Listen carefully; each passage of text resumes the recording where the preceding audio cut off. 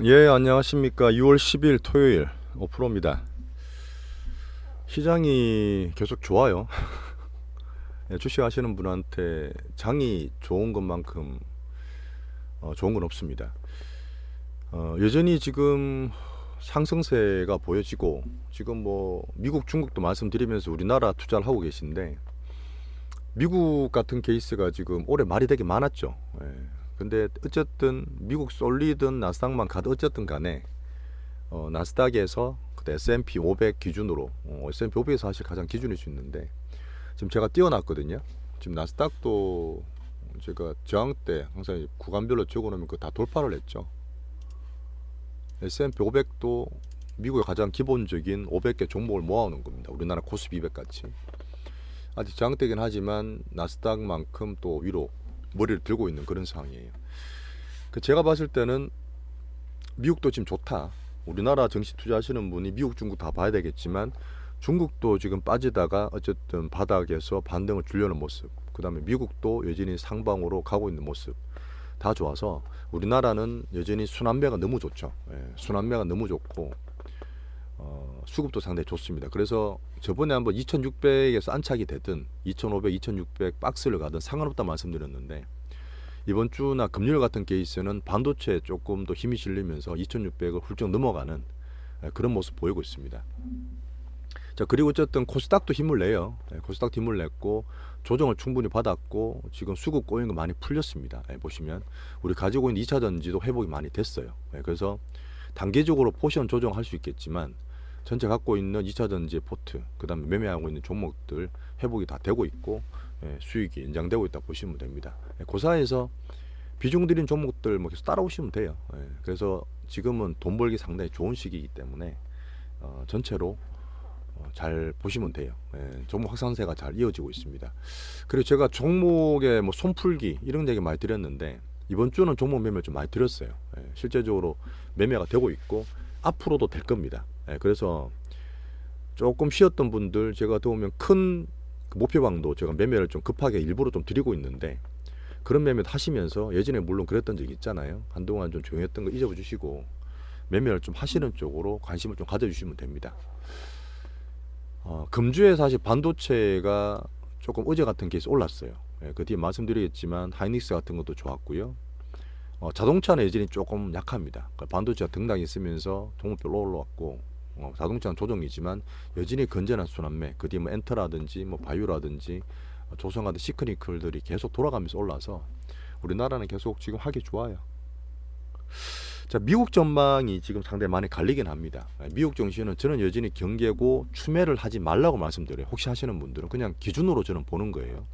미국은 올라가더라도 또 빠질 수는 있어요. 근데 그 빠지는 게 추세가 무너지는 게 아닙니다. 또 밑에서 또 매수가 들어올 수 있는 거기 때문에 전망이 지금 기관 쪽에 안 좋게 보고 개인들은 좀 좋게 보는데, 문제는 제가 볼 땐 뭐냐면 나스닥 500, 나스닥도 사실은 나스닥 500이 아니라 나스닥은 한 5,000개 종목이 포함되어 있습니다. 5,000개 종목인데 그 중에 이제 한 10개도 안 되는 빅테크들이죠. 애플, 마이크로소프트, 그다음 구글, 아마존, 페이스북, 테슬라, 엔비디아, 넷플릭스, 이런 종목들이 사실은 시총의 엄청난 큰 비중 차지해요.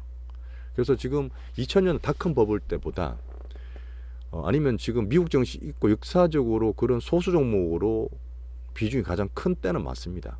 그 말은 빈부격차가 너무 크다는 거죠. 그래, 걔들이 빠지면 변동성이 생길 수 있다는 겁니다. 그렇다 해서 2000년대 닷컴 버블처럼 어닝도 없는데 그렇게 버블을 만드는 건 아니에요. 그때는 빠지게 되면 3년간 빠졌어요. 나스닥 전고점 5,000포인트 회복하는데 15년이 걸렸습니다. 근데 지금은 그런 때는 절대 비교는 안 되죠. 왜? 걔들이 수익이 나잖아요. 반도체 엔비디아가 엄청난 수익을 내면서 올랐던 거잖아요. 그래서 AI 성장 스토리 이런 것도 있고 하지만 어쨌든 수익이 나기 때문에 걔들이 올라가긴 하고 소스로 쏠려 있긴 한데 따라가지 마세요. 제가 엔비디아 같은 것도 따라가지 말고, 지금 테슬라도 올라오고 있는데 그래, AI나 반도체에서 지금 또 2차 전지나 전기차도 좀 괜찮거든요. 왜? 포드나 지금 그 크라이슬러 쪽도 있죠. 얘들 올라와요. 그 말은 뭐냐면 제조업체 중에서도 전기차나 2차 전지 쪽으로도 간다는 얘기야. 우리나라는 좋죠. 2차 전지 좋으니까. 근데 테슬라가 지금 뭐 $200 돌파하면서 $250까지 왔는데 막 단기적으로 좀 개인들이 또 막 난리거든요. 지금도 사시면 안 돼요. 엔비디아 사면 안 되듯이. 왜 그러냐면 지금 기존적으로 다음 주 FOMC나 CPI는 괜찮다 보는데 금리 동결이라 보는데 그 다음에 또 미국 경기의 근본적인 매크로도 볼 수 있습니다. 제가 말씀드렸던 고용이나 소비 같은 거. 제가 보는 소비주는 다 안 좋아요. 소비는 분명히 연착륙이 많이 꺾이고 있습니다. 그 다음에 실업률은 올라가고 있어요. 그런 거다 보니까 미국 경제에 대한 근본적인 아직 의구심은 있습니다. 어쨌든 눌러야 되거든. 물가는 잡히고 있지만 눌러야 돼요. 아시겠죠? 그러다 보니까 지금 막 올라가고 소수대가 막 왔다 갔다 할 때 추격 매수는 자제하시라는 거예요. 하지만 얘들이 올라가더라도 빠질 수 있는데 그래도 우리나라에는 큰 영향 없다. 추세는 살아있으니까. 아시겠죠? 미국은 그 정도 보시면 돼요. 자, 중국은 여전히 기대라고 좋게 보고 하지만 정치적으로 지금 조금 변화가 있고 이번 주에는 바이든이 여전히 중국을 비난했습니다. 1대1로 정책 때문에 너네들 돈 풀어놓는 거 다 망가지고 있다. 전 세계에. 3세계들이나 개발도상국 망가지고 있다. 그런 또 비난을 했고 첨단 기술은 절대 양보 못한다는 얘기했어요. 반도체를 염두에 둔 거겠죠. 저는 2차 전쟁을 저는 보고 있는데 하지만 유럽이든 미국도 아마 다음 주에 미국 국무장관 블링컨이 아마 중국 갈 것 같아요. 계속 가려다 못 갔잖아요. 풍선 때문에. 그래서 지금 중국에서 말하는 어쨌든 정치는 냉정하지만 경제 좀 살려보자. 유럽이나 미국도 중국이 지금 수출 비중이 계속 떨어집니다. 걔들도 알아요. 경제를 발전하는데 걔들 내수가 파로파로 팍팍 못 올라오기 때문에 수출이나 이쪽을 신경을 안 쓸 수가 없습니다. 제가 말씀드렸던 국제적인 분위기는 조금 변하고 있다. 그런 거 보시면 주식하는 쪽에서 나쁘지 않죠. 한 가지 더 말씀드리면 우크라이나와 러시아 전쟁이 있어요. 지금 계속 투닥투닥 더 그리고 정말 안 좋은 사태가 인정되고 있는데 조금 제가 봤을 때 오히려 극적으로 무조건 아직은 가능성 낮습니다만 휴전이나 정전 가능성도 조금씩 보여요. 쓰진 않았지만 그런 것도 좀 염두에 두시면 될 것 같습니다. 이번 주에는 우리나라 아쉽게 MSCI 관찰국 선진국 편입의 관찰국 지정이 불발됐어요. 기대를 좀 했었죠 사실은. 근데 그렇다 해서 외국인이 빠지고 있지는 않습니다. 어차피 얘들은 중장기라 그랬잖아요. 내년까지 이상 본다 그랬잖아요. 내년에 또 한 번 더 보면 돼요. 지금 보면 역대로 정치적으로나 어떤 기업 법정으로나 이런 거를 상법까지 바꿔가면서 되게 오픈을 많이 시키고 외환 자유화를 두기 위해서 정책들을 많이 보완하고 있는 보입니다. 그런 건 나쁘지 않기 때문에 다 내년에 보시면 되고 저 이렇게 표현했죠. 외국인들이 아껴 먹는 한국 정시. 작년부터 우리나라 환율 올랐을 때부터 사고 1400 넘었을 때부터 샀잖아요. 그리고 지금 1300 밑으로 떨어져 있는데 반도체, 그다음 2차 전지, 자동차를 꾸준히 샀다 팔았다 합니다만은 얘들이 다 먹을 거예요. 그래서 우리나라는 왔다 갔다 할 수 있지만 결국은 올라갈 수 있고 상방적으로 틀고 있습니다. 그대로 보시면 돼요. 자, 그래서 지금 우리가 여러 가지 순환매도하고 종목도 매매주고 포트 짜고 있지만 저번에도 말씀드렸던 시장 관련해서는 26160 코스피 12630, 233740 같은 것들 그냥 꾹 지우고 계시면 된다. 홀딩 하시면 돼요. 261260이 지금 올랐죠. 이것도 잠깐 보여드리면 1300 이상의 싸다 환율. 이 가격 기준으로는 6,000원대 중반입니다. 중반 지금 6,000원대 후반 7,000원까지 올라왔어요. 밑에 사놓으신 분들 이번에 말씀 다시 한번 드렸습니다. 사놓으신 분들은 그때 말했던 8,000원 이상에서 파시면 됩니다. 1,200원이나 1,200원 이하로. 그래서 이런 지수 관련 시장 관련 가지고 계신 분들은 그렇게 전략 가져가시면 돼요. 그게 우리가 반도체나 2차 전지 왔다 갔다 안 해도 시장 전체를 커버해서 모을 수 있는 가장 좋은 시장 이기는 방법입니다.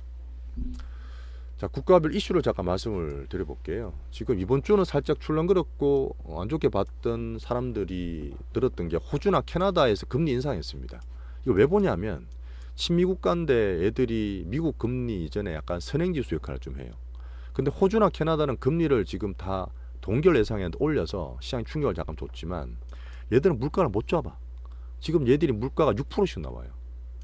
지금 미국은 달라요. 미국은 사실 다음 주 CPI 나오는데 4% 이제 초반까지도 봅니다. 물가가 잡히고 있는 과정이에요. 지금 기름값도 못 올리잖아요. 사우디가 뭐 감사나라 그래도 걔들끼리 동결 안 되지 않습니까?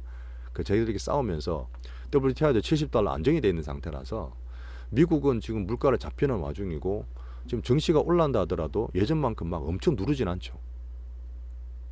그래서 금리 동결을 당연히 저는 예상하고 이런 것 때문에 나스닥이 꾸준하게 지금 들어갈 수 있다 봅니다. 하지만 크게 봤을 때는 그 이후에 다시 이제 소비나 그다음에 실업률 고용에 대한 근본적인 얘기가 또 나올 것 같아요. 그래서 지금 막 올라가는 거 잡지 마시라는 말씀을 계속 드리고, 그럼 우리는 지켜보면 됩니다. 우리나라는 좋으니까. 중국은 이제 월드뱅크 같은 데서 계속 전망치를 좋게 봅니다. 하지만 정치적으로 조금 변화를 갖고 있으니까 그냥 가져가면서 보시자고요. 제가 본 어떤 중국의 소비라든지 테크주들은 아직 좀 약하긴 해요, 솔직히. 걔들도 어쨌든 용을 쓰고 있는데 아직 숫자가 반응이 없어. 이제 그런 걸 좀 봐야 되니까 아마 정치적으로 변화가 오면 저랑 같이 좀 변화 줄 수 있을 것 같습니다. 미중 관계. 유럽은 그냥 미국 따라가요. 하지만 그 럭셔리주들이 지금 조금 빠지는 게 좀 보이고, 그래서 더 이제 중국을 신경을 더 쓰고 싶겠죠, 걔들이. 뭐 정시 아직 좋은 상태니까 잘 두시면 되고, 한국은 한 번 더 말씀드리지만 순환매가 너무 좋고요. 전체적으로 지금 종목들이 자꾸 살아나고 코스닥이나 종목 장세가 올라오기 때문에 매매를 드릴 겁니다. 군무도 계속 지속하시면서 매매하시면 돼요. 자, 코인은 좀 특이한 게 있어요. 예전에 비트코인 재미는 별로 없습니다. 그냥 박스라 보시면 되는데 미국의 증권거래위원회가 있어요. 아주 큰 막강한 데인데 거기 겐슬러라는 분이 사실 되게 투닥거렸습니다. 코인 쪽에서 이분 되게 싫어해요, 겐슬러를. 워낙부터 이제 어떤 디파이라든지 자유를 추구했던 코인러들이 겐슬러는 어쨌든 코인 경제도 정권으로 편입시키고 싶어 합니다. 이번 주는 그 미국 재무장관이 옐런도 말했어요. 이 코인도 정권화 시켜야 된다. 주식처럼. 그래서 규제를 해야 된다. 소비자 보호를 해야 된다.